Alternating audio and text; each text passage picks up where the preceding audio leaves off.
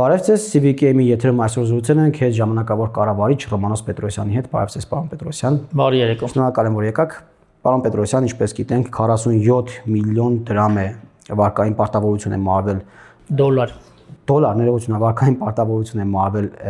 հեծի կողմից, որից 21 վաղաժամկետ։ Այո։ Պարոն Պետրոսյան, որտեղից այդ գումարները։ Այդ գումարները բնականաբար մեր ժողովուրդն է վճարում իր սպառած էլեկտրաէներգիայի դիմաց։ Հեծը այլ հասույթ չի կարող ունենալ, քան սպառած էլեկտրաէներգիայի դիմաց հավաքագրումներն է, որը վճարում է մեր ժողովուրդը, մեր քաղաքացին սահմանված սակագնի գործակցով։ Եվ ահա այդ գումարների մեջ ֆինանսատնտեսական ահռելի խնայողությունների արդյունքում մենք 47 միլիոն ամերիկյան դոլարի համարժեք, որից 21.5 միլիոնը վաղաժամկետ վարկային պարտավորություններ ենք մարել,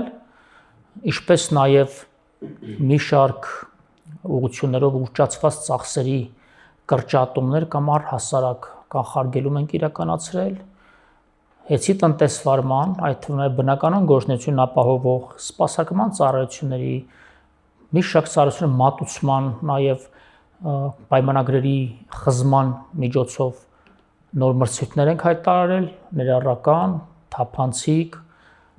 հանրային գնումների օրենսդրությանը խիստ մոտարկված եւ բնականաբար որոշ կարգավորող մարմնի ՀՑԿ-ի կողմից սահմանված կանոնների տառին համապատասխան ու բոլոր այդ խնայողությունները մենք ուղղել ենք այդ վարկային բեռի թոթափմանը, ուղղել ենք նաև այնպիսի մի կարևոր եւ շրջադարձային բարեփոխման կյանքի կոչմանը, որի մասին դեռևս ամիսներ առաջ ես խոսել էի հանրային, ինչպես նաև վարչապետի մոտ աշխատանքային քննարկման ժամանակ մենք ուղիղ եթերում ենք այդ մասին հայտարարել եւ գործող սակագինը չվերանայելով գործող սակագնի շրջանակներում մենք էականորեն շուրջ 40%-ով նվազեցրել ենք սպառման համակարգը բաշխման ցանցին միացնելու, այսինքն նոր բաժանոր դառնալու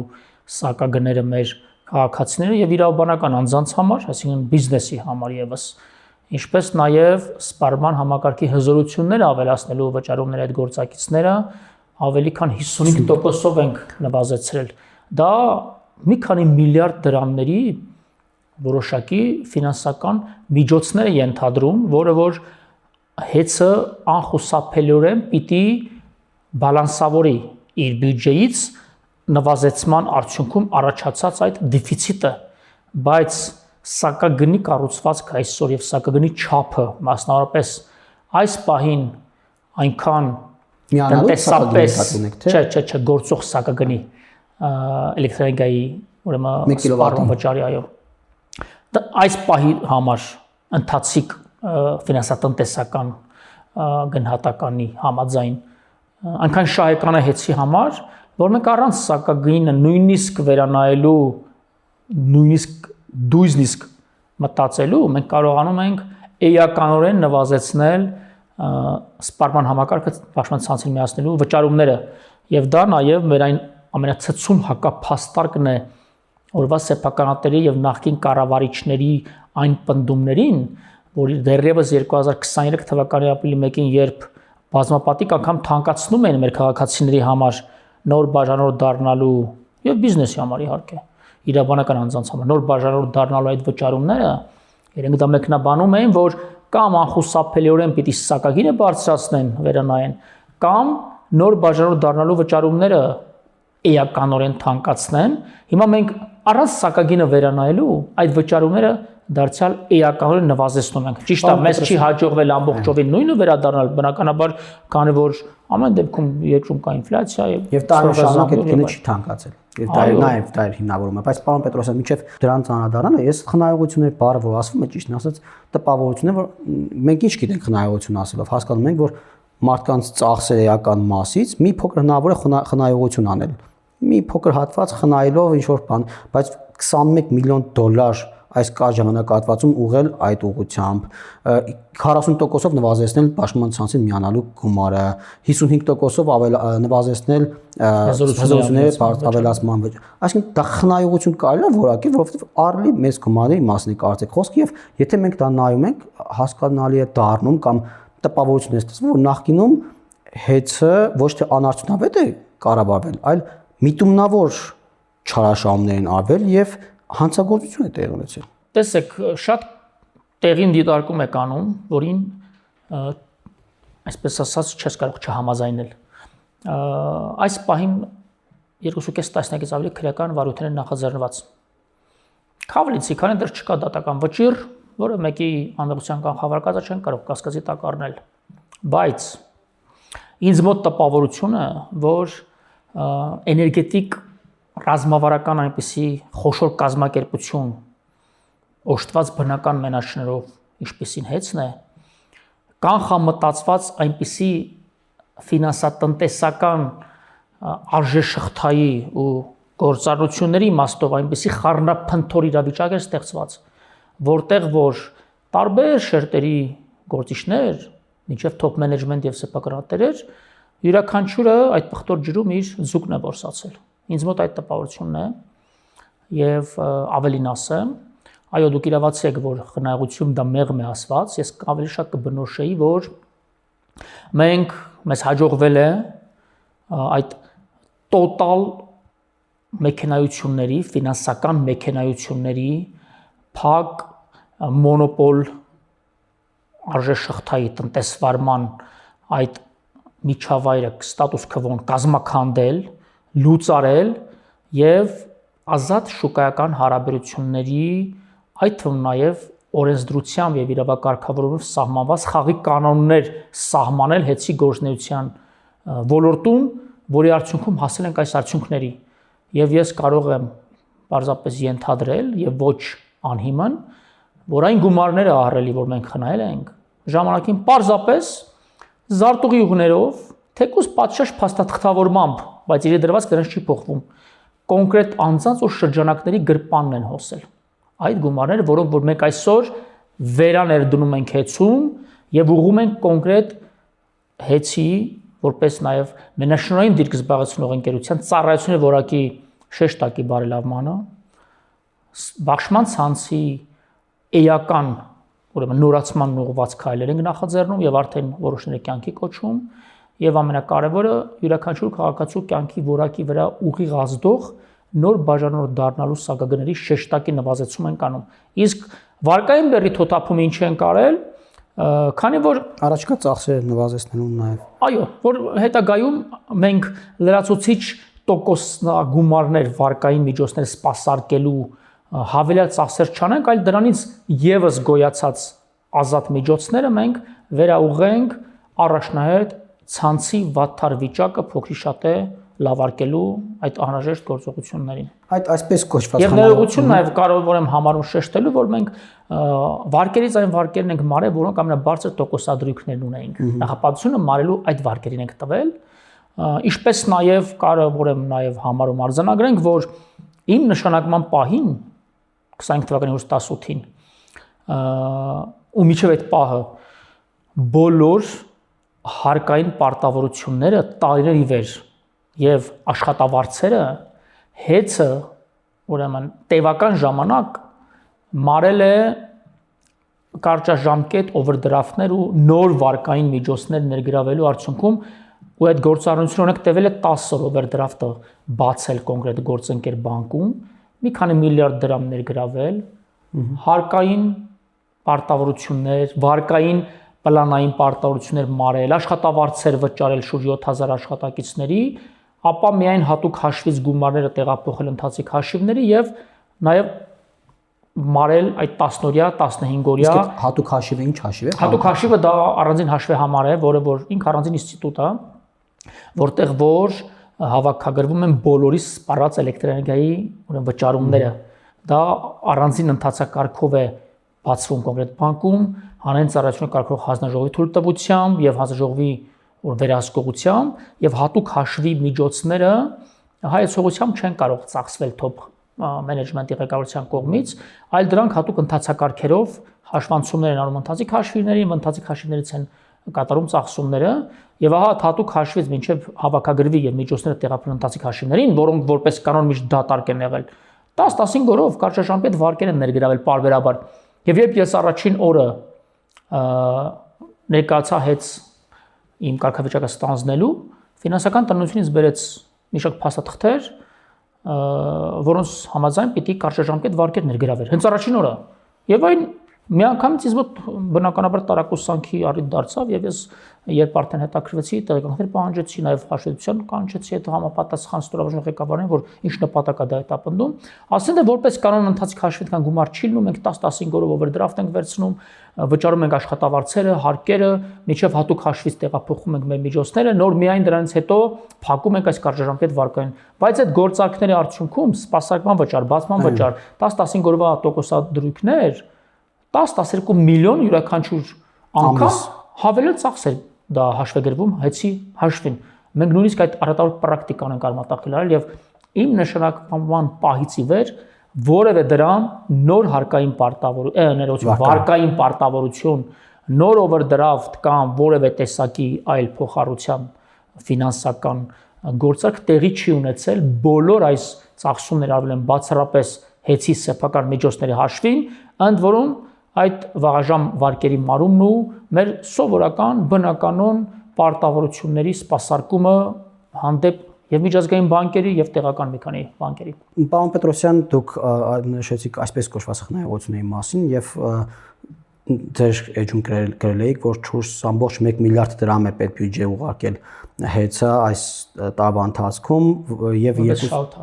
որպես շահութարկը եւ 2.4 միլիարդ էլ առաջիկայում եք ուղղելու, իսկ 2021-ից 24 թվականների ընթացքում այդ գծով որևէ գումար չի ուղղվել պետբյուջե, միայն 185 միլիոն դրամ վճարվել է որպես շահութարկի գծով կանխավճար։ Այս դրվագը արդյոք պետք է դառնա նյութ իրավաբանների ուսումնասիրության համար,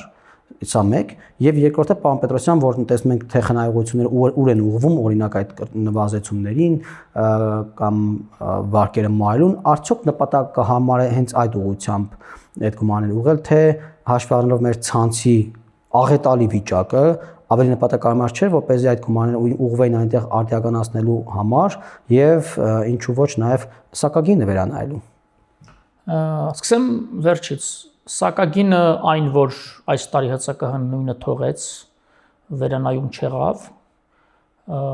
բացական իմաստով վերանայում, այսինքն դա նաեւ էներգահամակարգում բավականին արդյունավետ բնականon վիճակի եւ մասնավորապես նաեւ ժամանակավոր կառավարման ընթացքում շուրջ 6 ամսվա նաև արդյունքում արդյունավետ ֆինանսական միջոցների կառավարման արդյունք էր եւ մենք նույնիսկ այդ մասին հանրային կարծես թե չեմ խոսել պատրաստ էինք որոշակիորեն նվազեցնելու սակագինը տարեվերջին առաջարկելու ՀՑԿՀ-ին վերանայելու արդեն դրական իմաստով նվազեցնելու ուրեմն առաջարկով բայց քանի որ վստահաբար գիտեք 10 տարին մեկ ատոմականի վերազինում է տեղ ունենում եւ այս տարի համընկավ որ ատոմականը որպես նաեւ էներգակիր ամենացածր ինքնարժեքով էլեկտրաէներգիա մատակարարող ինստիտուտ հեցին 4-5 ամիս տևական ուրեմն դաթարի ռեժիմում պիտի լինի եւ մենք ստիպված ենք լինելու շատ ավելի բարձր գնով էլեկտրաէներգիան ձեռք բերելու որպես երաշխավորած մատակար եւ բաշխելու մեր սպառողներին, բաժանորդներին, ամեն այդ պատճառով մենք սակագինը չնվազեցրինք, որպեսզի այդ բալանսը կարողանանք անցյալ տարվա էներգաբալանսում արկա պոտենցիալով, դրական մնացորդով փոխհատուցել։ Այլապես ես վստահեցնում եմ, որ եթե ատոմականի այս տարվա հերթական պլանային դաթարը չլիներ, մենք սակագինի նվազեցում ենք ունենալու նաեւ։ Դες պատասխանատու ասում եմ։ Բայց մյուս կողմից նոր բաժանորդների այդ սակագների վերանայում արդեն իսկ դա մեծ այսպես սոցիալական հարց է լուծում եւ ինքը եւս սակագնի նվազեցման մի յուրահատուկ բաղադրիչ ունի իր մեջ։ Եվ ինչ վերաբերում է շահութարկի գծով մեր վճարումներին, ես ուզում եմ այդտեղ հստակ պարզաբանել,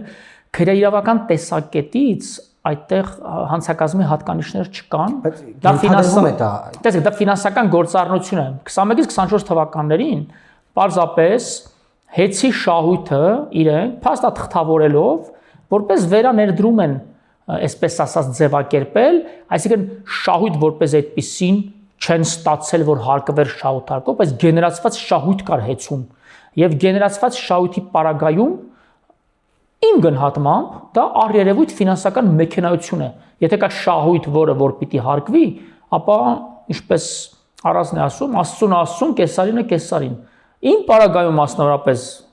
երբ պետությունը միշտ առաջին տեղում է ու պետական շահը ինձ համար դոմինանտ է բոլոր հարաբերություններում, ես առաջնահերթ կարևոր համարեցի պետության հանդեպ կատարելու հարկային պարտավորությունները շահութարկի գծով, ապա նոր տարեվերջին հասկանալու, ֆինանսական տարեվերջին, թե հետագա նաև կազմակերպա իրավական կարգավիճակից կախված, ինչպես են տնօրինվելու հեծի ֆինանսական միջոցները։ Այս պահին մենք 4.1 միլիարդ շահութարկի գծով պարտավորություն ենք, այսպես ասած, հանդեպ պետության մարել, եւս 2-4 միլիարդ մինչև տարեվերջ երամսյակային կտրվածքով պլանավորած է մարելու։ Դա ինձ համար պետական բյուջե վճարելու արդյունքում եւս 10-12 նոր մանկապարտեզների ծրագիր է նշանակում, եւս 6-8 նորակառույց դպրոց է նշանակում, ու պետությունը վեր է ամեն ինչից բոլորը գիտեն։ Իմ պարագայում ամենավերևում Աստված, եւ պետքա պետության նկատմամբ պարտավորությունները մարել առաջնահերթ եւ որպես սրբության սրբոց վերաբերվել պետության հանդեպ պարտավորություններին։ Իսկ ինչ վերաբերում է արդիականացմանը, այո, այս տարի մենք աննախադեպ ծավալի աշխատանք ենք իրականացնելու։ Ֆինանսական առումով ես վստահ եմ, որ օպոնենտ կողմը կարող արձագանքի, որ այսքան տարի յուրաքանչյուր տարի $100 միլիոն եւ այլն, փաստաթղթերով ես էլ եմ տեսնում, որ այդպիսի ծախսեր եղել են, բայց գետնին վրա այդ ծախսերը արդյոք, այո, ես մի օրինակ բերեմ։ Օրինակ բառացիորեն 3 հեծում հերթական գնման մրցութային գործընթաց ամփոփվեց հատուկ հանձնաժողովի կողմից եւ գնառաչակները բացվեցին մի շարք ընկերությունների միմյանց միջև մրցակցող բավականին մեծականակ մալուխի եւ օթային գծերի այդ ձեռքբերման մրցույթներ ամփոփեցինք եւ նախորդ կառավարիչների օրոք գնագոյացում արված եւ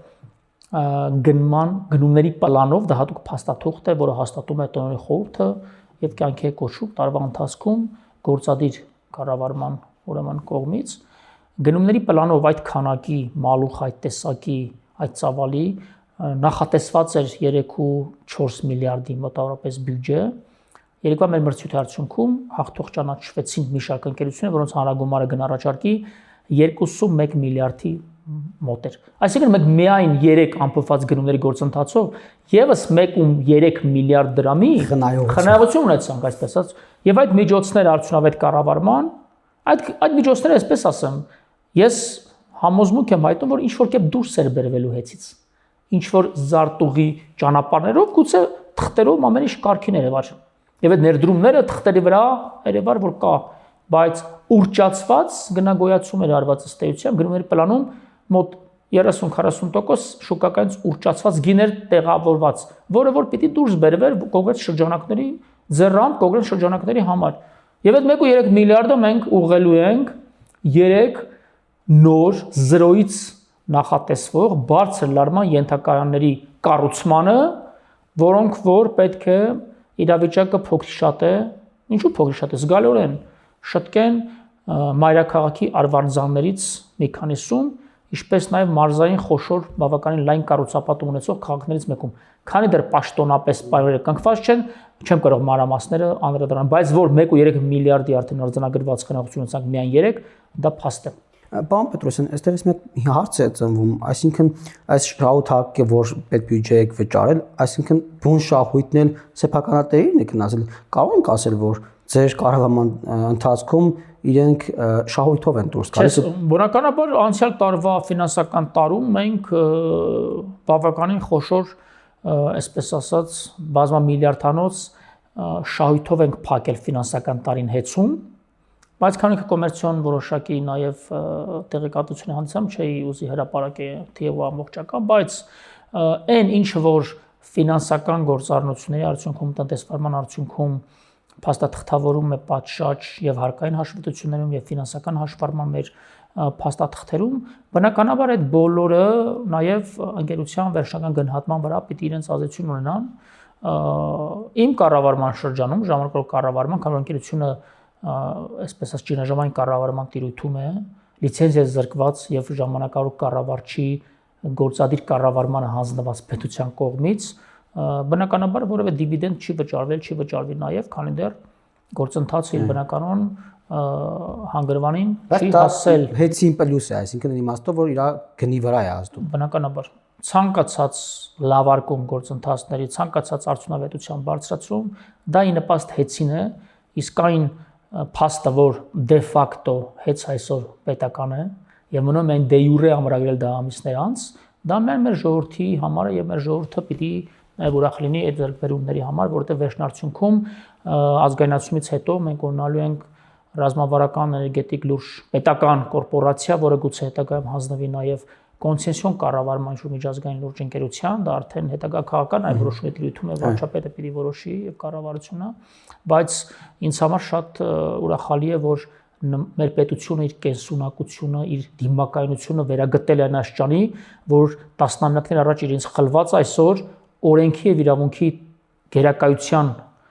պարագայում սահմանադրական նորմերի խիստ պահպանման եւ օրենսդրության տառին համապատասխան վերադարձնում է իրեն եւ այլևս էներգետիկ ոլորտը մեր երկրում լինելու է բացառապես պետության ձեռքերում եւ պետությունը իմպերատիվ միջամտելու տոտալ վերահսկողություն սահմանելու բոլոր գործիքակազմերը ունենալու իր ձեռքում, որտեղ ինքս անձամբ հասկացա ոլորտից ես ինքը շատ հեռու էի նախկին գործունեության տարբեր բնագավառներում, բայց այս փուլում հասկացա, որ էներգետիկան դա կյանքի շարժիչ ուժն է, դա զարգացման շարժիչ ուժն է, ու կարող եմ ասել, այսպես ասած, կյանքի 21-րդ դարում կյանքի համար թթվածնից ջրածնից հետո հաջորդը էներգետիկան է, որ պիտի ունենանք։ Մեզ համար, պարոն Պետրոսյան, սա շատ կարևոր հարց է։ Գիտենք, որ Firebird-ը ներդրումների անում գալիս է Հայաստան, հայաստանական բանականության գործարաններն են կառուցվելու եւ գնալով այդ ծավալները մեծանում են ու մեզ դրա համար ահռելի քանակությամբ էներգիա է պետք գալու առաջիկայում, արդյոք եւ սա ռազմավարական նշանակություն ունեցող հարց է Հայաստանի համար ու կարևոր, շատ կարևոր Հայաստանի զարգացման տեսանկյունից, արդյոք մեր էներգետիկ դաշտը, մեր էներգետիկ ենթակառուցվածքները կկարողանան հասցնել այդ ծավալի հետևից, որովհետեւ ես նախորդ օրը լսում էի նաեւ մեր բարձր տեխնոլոգիաների եւ արդյունաբերության նախարարին, նա խոսում էր, որ կան հիմա ծավալները, բայց անհրաժեշտություն կլինի դրանց ավելացնելու, մենք մեր էներգետիկ դաշտը կհասցնի դրա հետևից, այդ կանխատեսումները դուք ունեք։ Շատ լավ, շատ տեղին հարց է, շատ մասնագիտական, շնորհակալ եմ հարցի համար։ Մենք մեր պետանախարարի հետ, իմ ընկերոջ, իմ թիմակցի պարոն Հարապետյանի հետ հաճախակի ենք քննարկում, մենք պերմանենտ կապի մեջ ենք եւ իր ղեկավարած գերատեսչության առաջնահերթություններին ինքը ինձ անընդհատ, այսպես ասած, նաև տեղյակ է պահում եւ խորհրդատվություն են անում, ինչպես նաև տկեն նախարարի ոլորտի նաև լիազոր մարմնի ղեկավար Խուդացյանի, այո, որպեսզի պիտի ամեն ինչ անենք, այսպես ասեմ, որպեսզի էներգետիկայի ոլորտ, էներգետիկ զարգացման մեր տեմպերը, այդ թվում նաև ոլորտում հռչակված առաջնահերթությունները առավելագույնս մոտարկենք բտա նախարարության մասնարարպես օրակարգին։ Այլապես, այո, այդ իմաստով օրակարգին, որ բտան եթե միջազգային այնպիսի խոշոր կորպորացիաների հետ, ինչպիսին օրինակ Nvidia-ն է եւ Firebird-ի նախագիծն է, այո, կյանքի կոչում մեր երկրում, որ իր մեջ օրինակ ինձ համար ոչ այնքան ինովացիոն տեխնոլոգիաների եւ տնտեսության զարգացման մեծ թռիչք է դա, որքան որ անվտանգային բաղադրիչ իր մեջ ունի, ազգային անվտանգային նույնիսկ սուվերենության, ինքնիշխանության նույնիսկ եւ նույնիսկ ֆիզիկական անվտանգության։ Եվ այո, նաեւ ֆիզիկա դե տարածքային ամբողջականությունը սուվերենության մասը, հենց ֆիզիկական անվտանգության մասին է մեր ժողովրդի, մեր քաղաքացիների, եւ ահա այդպիսի գերկարևոր նախագիծը եւ նախագծերը հետագայում, որոնց ուղղությամբ այս բանը գիտեմ, որ ջանք է դրում եւ ունեն բավականին նաեւ, այսպես ասած, հաջողած մեկնարկներ տարբեր այլ ուղղություններով, այդ առիթով նախարար ինքը վստահ եմ ժամանակին կխոսի, պիտի էներգետիկ համակարգը հասցվի եւ լավագույնս, առավելագույնս մոտարկվի այդ իրավիճակին, այլապես կստացվի մի բան, որ առաջամարտիկներին ինչ որ նախագծեր են բերում, բայց տեղում ենթակառուցվածքների տեսակետից չեն կարող սպասարկենք այդ նախագծերը, իսկ նման այդ մոմենտումը պիտի ճիշտ օգտագործենք։ Ինչպես թրիփի պարագայում, օրինակ թեփի նախագծի։ Այդ մոմենտումը հիմա է մեր երկրում եւ մեզ էներգետիկ ոլորտի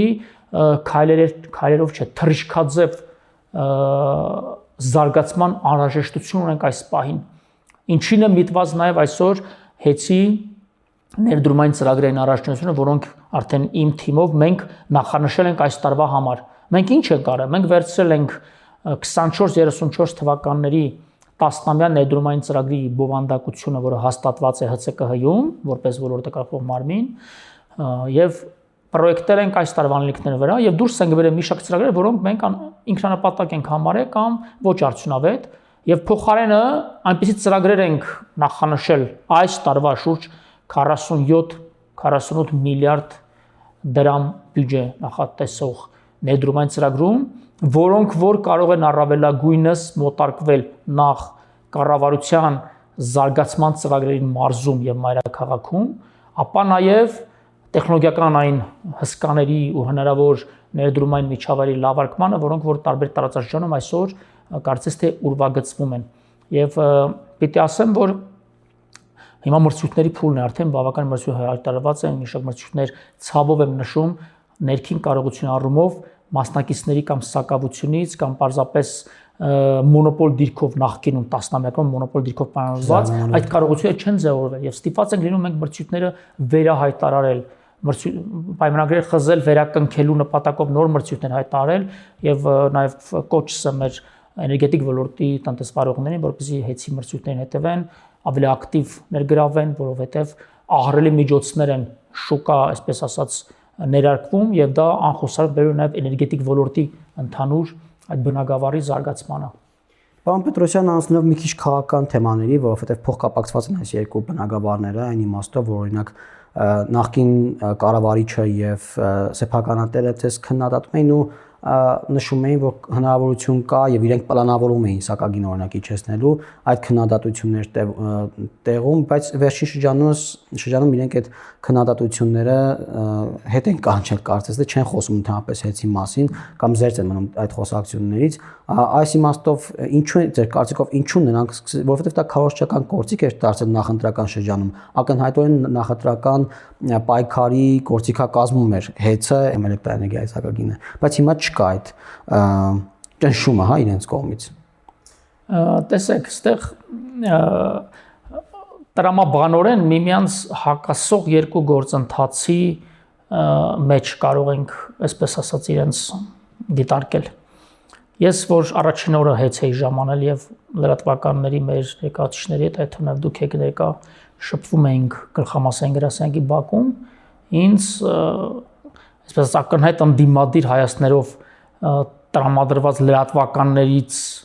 որոշները ուղիղ հարց էին տալիս, որ չի բարձրանա։ Այո, դուք խոստացեք, որ չի բարձրանա։ 10 տարի Սամվել Կարապետյանի շնորհիվ չի բարձրացել սեփական միջոցները ներգրավելով։ Բայց նաև այդ հարցը պատական չէր հնչում, որովհետև իրենց այդ հարցի, այսպես ասած, ետևում կանգնած ուժերը կամ անձինք համոզմունք ունեն վստահաբար, որ չենք կարելի սակագինը պահենք եւ ամիսների արդյունքում հանգելու ենք իրավիճակի, ինչ որ իրավիճակ, որ անխուսափելի պիտի թանկանա։ Այո։ Ես այդ համոզմունք իրենք ունեին եւ ցանկանում էին այդ փաստերած մեզ կանգնեցնել։ Եվ ամիսներ անց, երբ իրենք հասկացան, որ ոչ միայն չի թանկանալու սակագինը մեր երկրում պետական կառավարման միջամտության արդյունքում, այլ նաեւ ահռելի խնայողությունների սակագնի կառուցվածքի մեջ մեր արդեն խորամուխ եղած այդ փաստերի վերհանման արդյունքում գուցե եւ մենք նախաձեռնություն դրսեւորենք նվազեցնելու, իրենք այսպես առաջ ընկան ու իրենց արդեն հակասելով մի հատ էլ արդեն հանրային պահանջ էին ուզում ձևավորեին, որ դուք կարող եք իջեցնել սակագինը, իջեցրեք, պահանջում ենք պարոն Մեսրոպյան իջեցրեք, ինձ էլ էին կոչարում, շեվանա որ մենք չենք իջեցնողել, ՀՑԿ-ն է իջեցնողը, մենք ամենաշատը կարող ենք նախաձեռնություն դրսեւորել, բայց այդ կոչերն էլ բնականաբար անհաղորդ մնացին, ինչու որտեղ մենք գիտենք հստակ ինչ ենք ստանձնել, ուր են գնում եւ հանուն ինչի։ Եվ մենք ստանձնել ենք մի իրավիճակ, եւ տարիներ իրենք կարող էին վստահաբար նվազեցնել, բայց չեն նվազեցրել գնալով գերշահույթների հետևից, բայց քանի որ սակագնի կառուցվածքի մեջ ՀՑԿՀ-ն նախանշել է թույլատրելի շահութաբերության չափը, մարժայի չափը 12%, եւ այդ 12%-ից դուրս ահռելի շահույթները տնտեսագիտության մեջ այդ տերմինը կոչվում է շահույթի միգրացիա։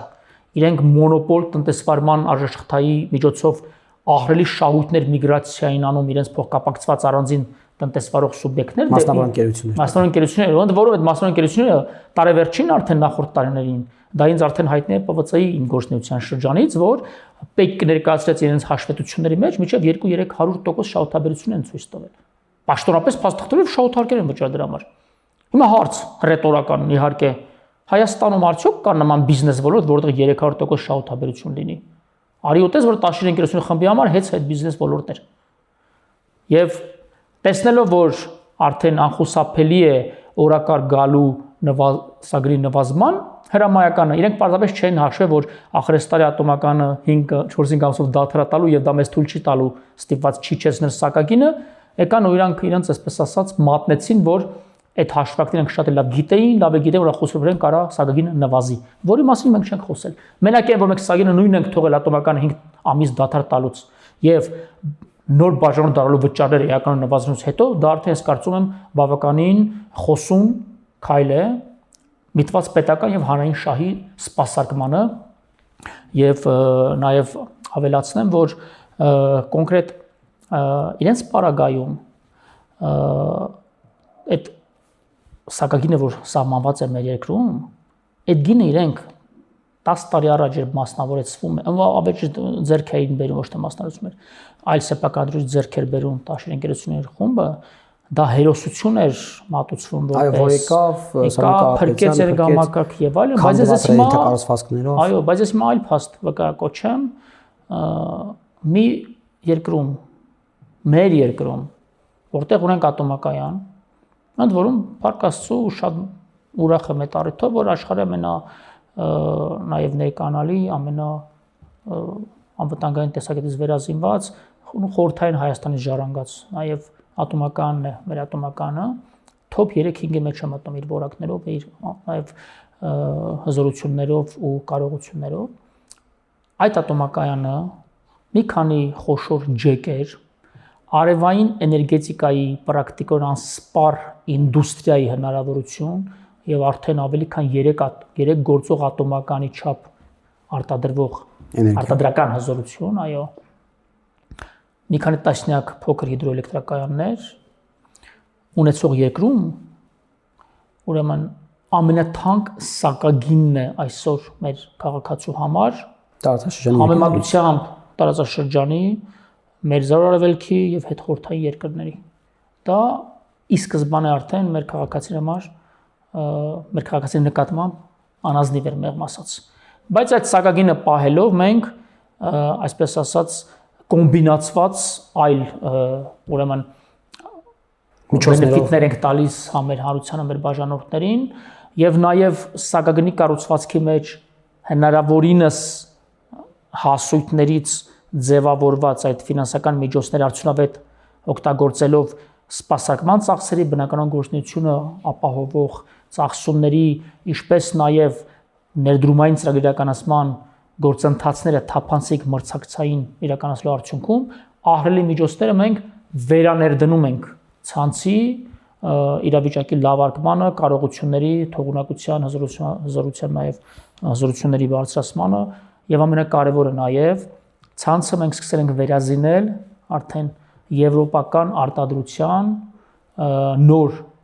էլեկտրատեխնիկական սարքավորումներով, որոնք որ փակ վարակուր, երկաթա վարակուրների նման թաքցված էր առաջադեմ երկրների տեխնոլոգիաներից եւ ցանցը վերազինվում էր բացառապես ռուսական արտադրության կամ հետխորհրդային բելարուսական գուցե կամ որոշ համատեղ ձեռնարկություններ հայ-ռուսական դարձյալ հայկական մասը 15 խմբի սեփականություն հանդիսացող տեխնոլոգիաներով ու սարքավորումներով, որոնք որ թե իրենց որակական հատկանիշներով, թե իրենց գնային հատկանիշներով, թե արդեն ժամանակին առաջարկված գներով բազմապատիկ ավելի բարձր գներ, բազմապատիկ ավելի ցածր որակի տիրույթում էին գտնվում։ Եվ էլեկտորալ առումով հեծը ինչ նշանակություն ունի, պարոն Պետրոսյան, որովհետև մենք տեսնում ենք, որ կամ տեսել ենք, որ նույնիսկ հանրահավաքների ժամանակ Գազպրոմի աշխատակիցները, հեծի աշխատակիցները անընդհատ մասնակցել են, կոպիտ, ասենց թեթև ասել ճիշտ, մեղմասացություն օգտագործելով ասենք, մասնակցել են հանրահավաքներին, էլեկտորալ պրոցեսներին։ Հիմա երբ Սամվել Կարապետյանը արդեն քաղաքականություն է մուտք գործել, չնայած չունենալով պատասխան իրավունքներ, բուն քաղաքականությամբ զբաղվելով, քաղաքականությամբ զբաղվելու ունի, բայց այո, մասնակցել էլեկտորալ գործընթացներին չի համապատասխանում։ Հիմա նա քաղաքականության մեջ է ու չկա հեծի հենարանը, էլեկտորալ իմաստով ինչ է նշանակում սա Սամվել Կարապետյանի ու իր թիմի համար։ Դե բնականաբար հեծի բազմահազարանոց աշխատակազմը կոնտինգենտը իրենց սոցիալ մշակութային ընկալումներով իրենց համար ոչ միայն էլեկտորատ էր, այլ նաև որոշակի իմաստով կներեք այս ձևակերպման համար ժամանակին մասովկա ապահովելու իրենց քաղաքական ակցիան ժամանակ նաև բազա էր, որը որ ի սկզբանե իմ նշանակման առաջին օրերից մենք արգելեցինք, կանխարգելեցինք աշխատանքի ժամերին մասնակցելու որևէ քաղաքական ակցիայի։ Աշխատանքի ժամերին որևէ ուժի քաղաքական ակցիայի մասնակցելը խստիվ արգելված է, որտեղ աշխատանքի ժամին աշխատակից հեծում պիտի զբաղվի իր բուն աշխատանքով։ Բայց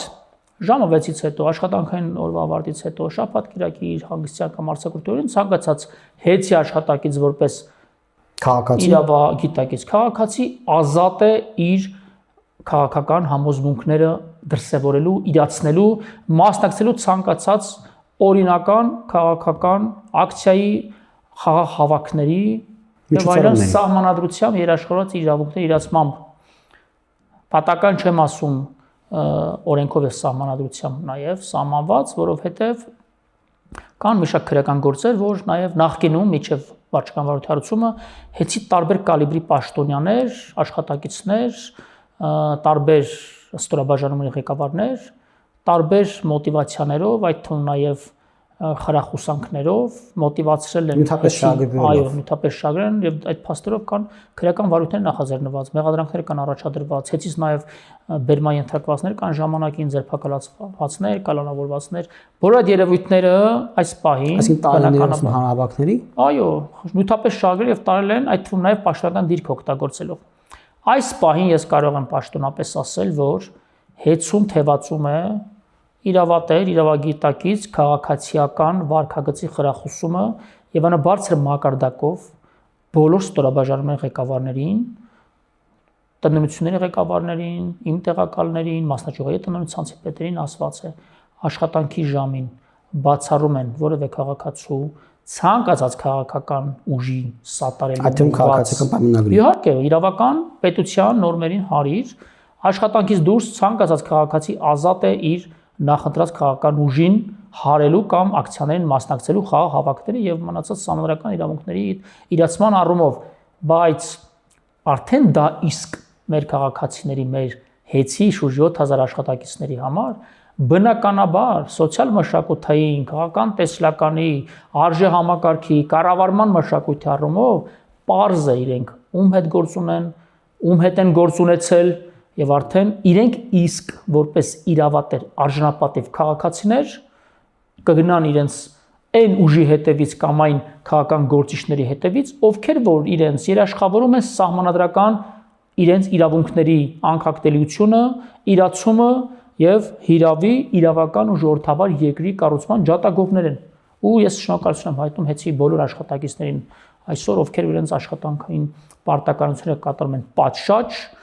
իրենց բարեխիղճ աշխատանքով ապահովում են 24-ժամյա անխափան էլեկտրամատակարարում մեր ամբողջ հանրապետության տարածքում։ Եվ վերջում պարոն Պետրոսյան, որպես քաղաքացիական պայմանագրի կուսակցության վարչության անդամ, շատ կարճ ցանկանայի պատասխանեիք 19 քաղաքական ուժի վերջո մասնակցելու եք